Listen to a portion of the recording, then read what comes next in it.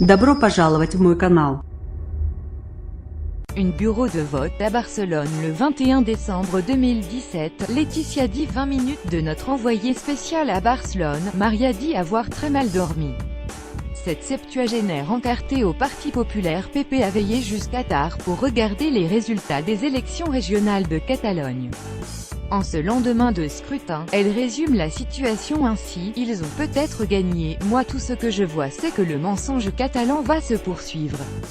Plus grand que suivez en direct les réactions après la victoire des indépendantistes ce jeudi. La liste de son mouvement a essuyé une défaite sévère récoltant seulement 4% des suffrages. Le PP n'obtient que 3 sièges au Parlement catalan. Pour Mariano Rajoy qui avait convoqué ces élections, c'est un gros pari de perdu. Madrid refuse encore de nous écouter. Du coup, côté indépendantiste on se réjouit franchement.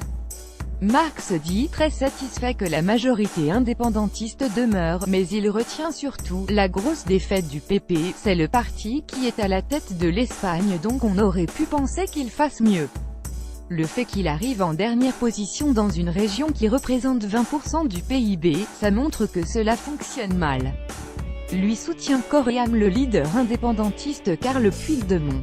Et il se désole de voir que malgré le succès rencontré par son mouvement dans les urnes, Junts-PER Catalunya obtient 34 sièges. Mariano Rajoy refuse toujours le dialogue. Carles Puigdemont a dit sans animosité vouloir discuter avec le gouvernement espagnol dès le lendemain des élections. Et la réponse de Rajoy c'est toujours non. Cela prouve que Madrid refuse encore de nous écouter. Plus grand que lire l'interview d'un professeur d'histoire. C'est une victoire des indépendantistes mais sans indépendance. Le leader indépendantiste a en effet tendu la main au chef du gouvernement espagnol à condition qu'il se rencontre hors de l'Espagne où il est poursuivi.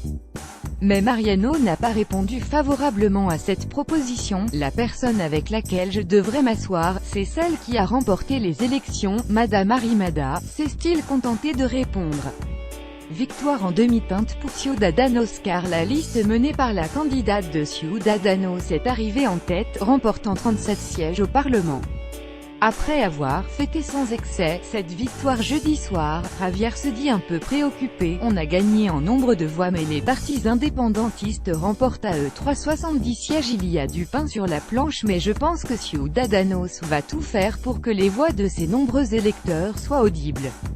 Et de poursuivre, ce dont je suis sûr c'est que ce problème, le séparatisme va encore durer très longtemps. Ici, ils sont dans toutes les administrations, on a un état clientéliste depuis des années et ça va être compliqué de changer ça. Surtout que chez les indépendantistes, on semble vouloir convoler à nouveau après une campagne qui a montré les désaccords existants entre le mouvement de Carles Puigdemont et celui de son vice-président Oriol Junqueras ERC. Les partisans des deux camps espèrent recoller les morceaux. Il y aura forcément des négociations mais chez nous, beaucoup pensent que c'est une bonne idée et je le crois aussi, explique Edward, militant à l'ERC. Il y a beaucoup de complicité entre nous parce qu'on a gouverné ensemble pendant 3 ans déjà.